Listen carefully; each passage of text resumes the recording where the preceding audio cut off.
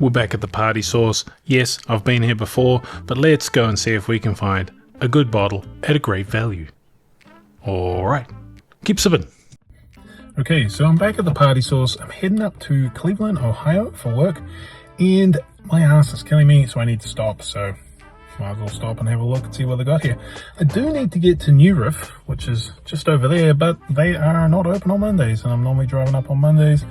They got a bottle of Headliner of mine, so I don't know when I'll be able to pick that up. I think I got another couple of days, couple of weeks, and then they give me my money back. So hopefully I can get there sometime between then and now. So let's go see what they've got at the Party Sauce.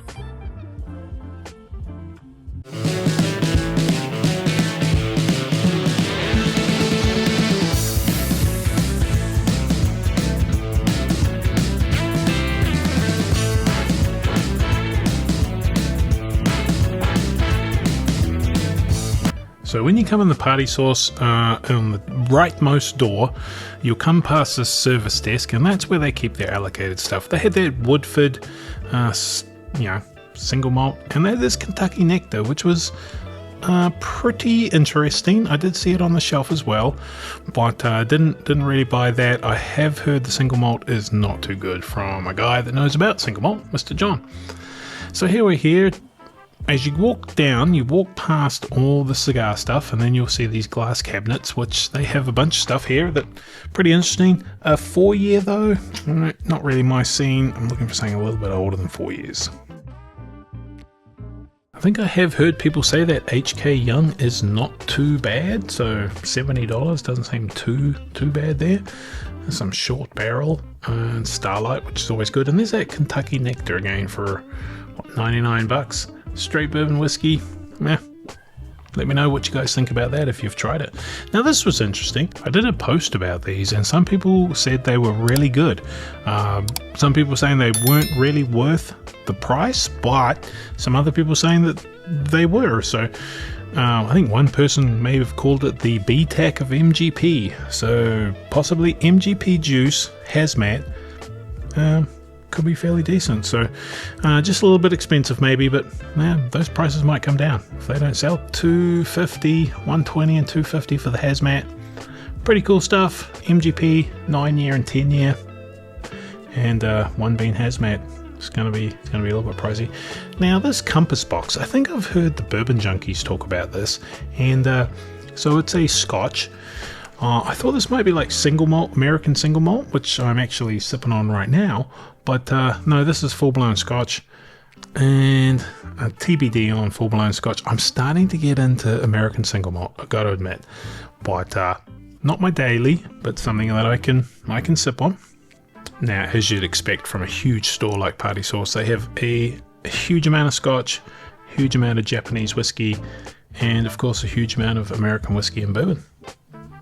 So yeah, the Party Sauce is just out of Cincinnati. It's in Bellevue, Kentucky, so in the state of Kentucky, and that's why they get some not state-run stuff. Their prices are all pretty good, very close to MSRP, and as you'll see later on, stuff is getting cheap. So Motorhead, love Motorhead, don't get me wrong, I don't think I would buy this. I don't think for $80, well, you guys tell me if I'm wrong, but I got a feeling that's no good. So anyway, but Motorhead, listen to them, Lenny is amazing. But anyway, Party Sauce, huge big store, massive bourbon selection. If you're in the Cincinnati area, definitely go across the bridge and check these guys out. But yeah, I'm starting to see some like discounted prices. You'll see here in a minute. So $90, salute to service, got a dog on it. Love a dog, we'll probably buy it for that War Dog edition, fuck yeah. But 5 year for $89, a little bit pricey. Don't really know the ins and outs where this came from, but $70 off. So let's check that out. Here was a whole selection, $70 off, down to $30, from $100 to $30. Now, from what I understand, it looked all the same stuff, except one had a dog on it, one had a dude on it. Now, that may or may not be true, but facts optional, whatever. But anyway, I can sort of see the things are changing, right? You can't just put a label on and expect it to sell anymore, because it's just not going to happen. You need to have good whiskey in that bottle. And I'm not saying this is good or bad, but what I'm saying is it probably wasn't $100 whiskey, but for $30 it was probably fantastic. But you can see all these red labels, like it's all discounted. There's a lot of discounts going on. So man, things might be coming back down. You know, Horse Soldier, which is a pretty good whiskey, and that's discounted. That's gun stuff. Don't buy that. I don't even know anything about it, but don't buy that. And even that in the tube, $60. Well, give it a go. Let me know if you've tried that and what you think about it. So there's the house. It's discounted too. What's that? $60 off, down to $270. That was at the KBF. That is relatively cool, you know, but you're not going to drink it.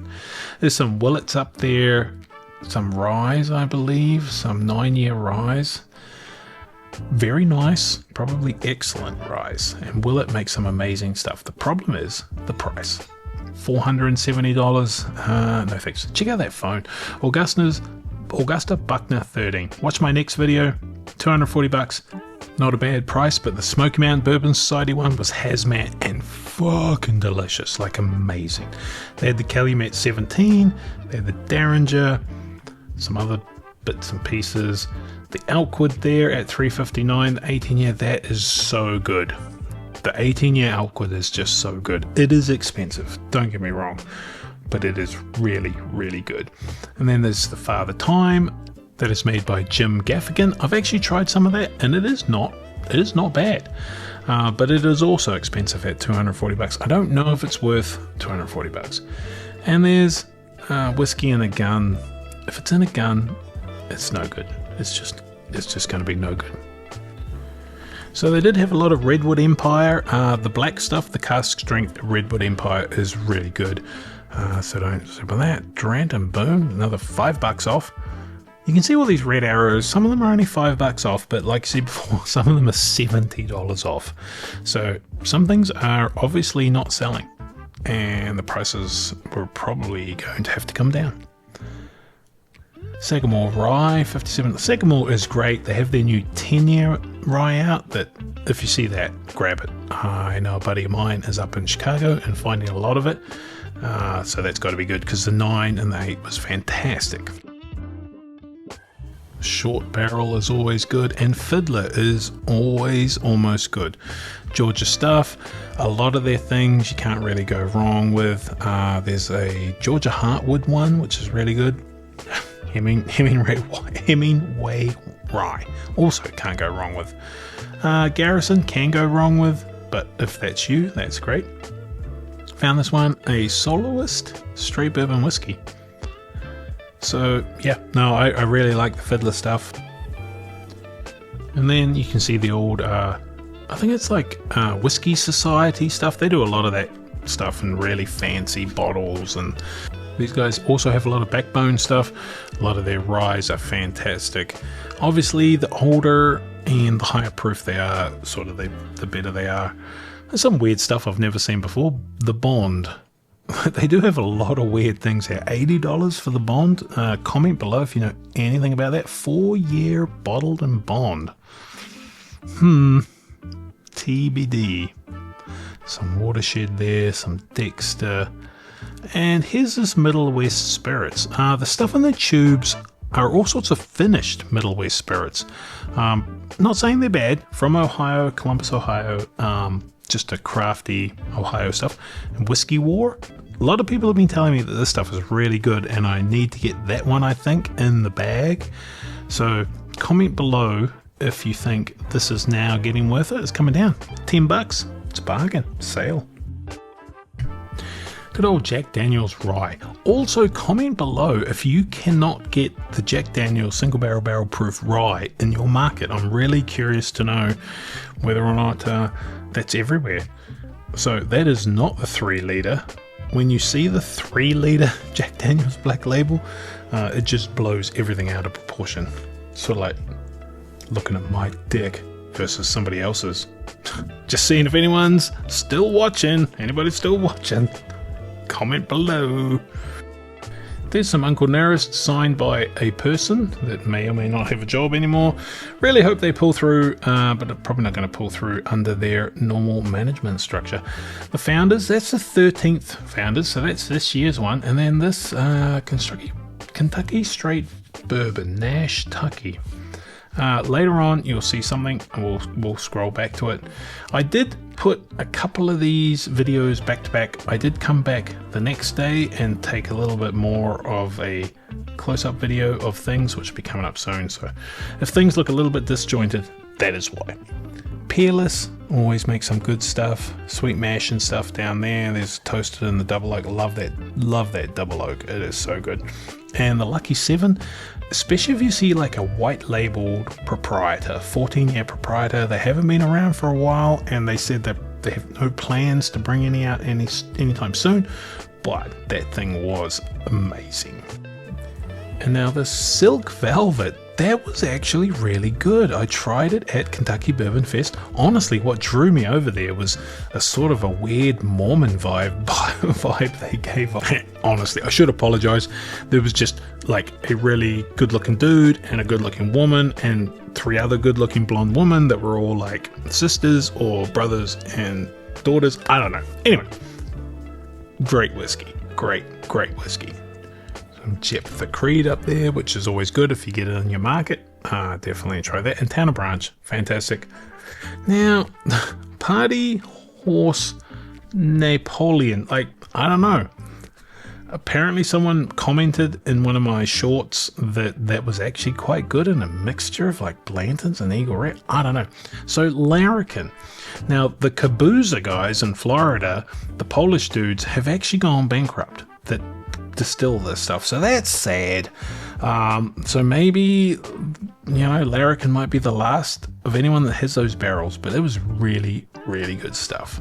Jay Mattingly, that's really good stuff. And this Door Knocker, like Amberana, Hannah from Whiskey Thief. Why Amberana?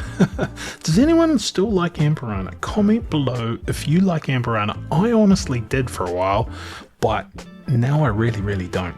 So, matured and bottled at Whiskey Thief. So the whiskey is undoubtedly amazing. I just hope it's not spoiled with Amberana. So like $25 off. This was $85 down to $60, the Keeper's release, which is actually a really good Maker's Mark. So I put that above the 23 and 24 Seller's Age, honestly. So now $32 off, Davis County. So stuff's sort of coming down.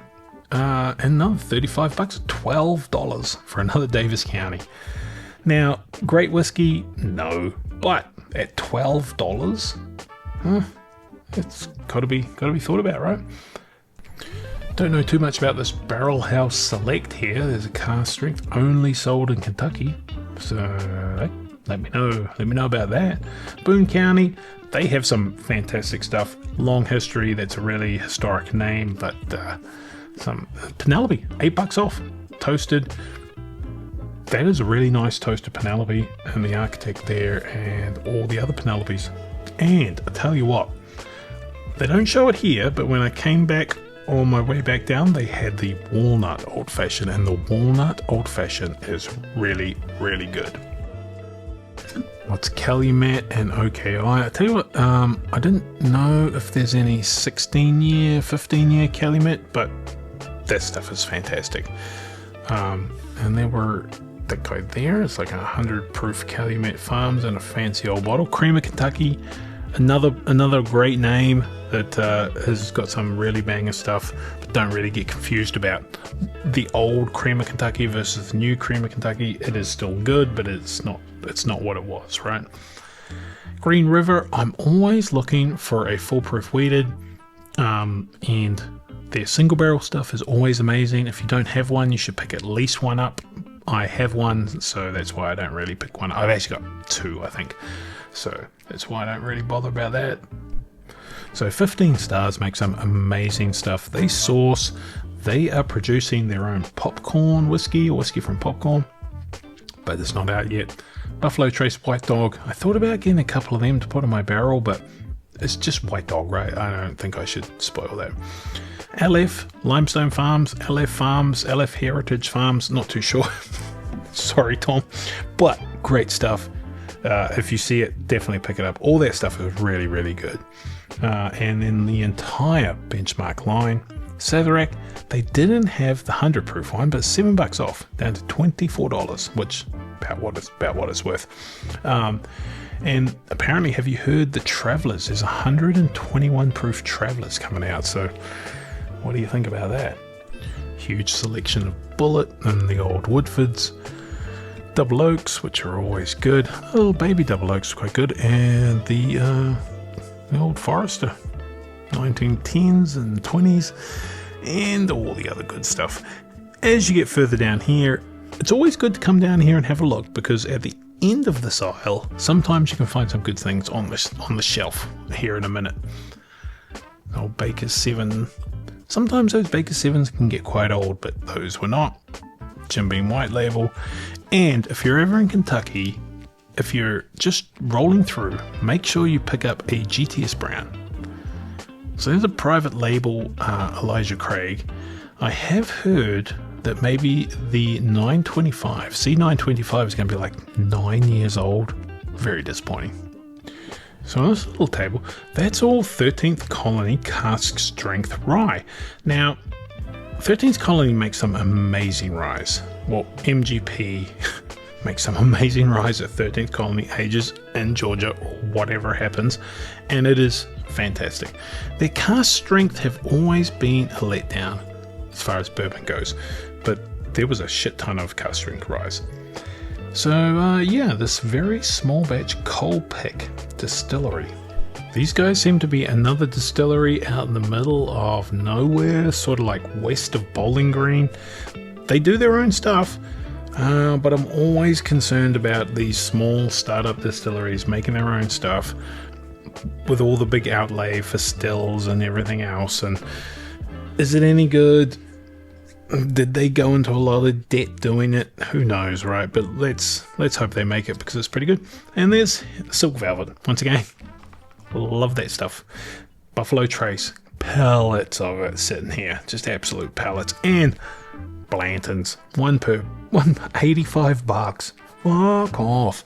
I'm not buying $85, but look at all those horses. Things have changed. Times are changing, guys. And what do we got here? Some store picks. This is a little store pick aisle. They've got a Buckner's Route 8. They've got a Barrel House Select. So many good stuff, right? They got this pinhook coming up here. That's pretty cool. But yeah, Party Sauce is a great place to come and check out. And with their discounts that just seem to be getting bigger and bigger by the day. Literally, I came up here on a Monday. I turned around, came back on a Friday, and the discounts had just changed incredibly. Like some of that soldier stuff, man. Like if you'd bought it for $100 and then came back and it was $30 the next day, and that's called depreciation. So what that means is people don't buy anything because they're scared that things are going to go on sale. So that might be where we're at in the bourbon market right now. And if depreciation starts coming in, that's a whole nother economic side of this. So anyway, Party Sauce, one of these great massive places. If you stop here, make sure you go and see New Riff in the same parking lot just over the other side. Town Branch. Met the master distiller at KBF. Fantastic dude. So anyway, thanks everybody for watching, and what's this? Copper and Cast. And we'll see you next time. Like, subscribe, comment, all that stuff. You get to see all the cool things. Come along with me for these cool picks and bourbon stuff, and bourbon everywhere, all the time bourbon stuff, except when it's single malt Scotch whiskey, which I'm not buying that. I'm getting into American, like I said, getting into American single malt, but not the Scotch. Pete, go fuck itself, no way. So anyway, thanks guys, see you next time.